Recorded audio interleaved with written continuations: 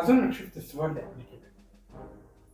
ده الصور اللي ملت صوره وسائل التواصل الاجتماعي على مدار الأيام اللي فاتت، بس ما طلعش هو الصور اللي اتسرق من المتحف المصري في التحرير. طب إيه يا جماعة؟ ده الصور اللي اتسرق، اللي قدام على الشمال صور الحلقة الذهبية وفصل واحد من اللازم.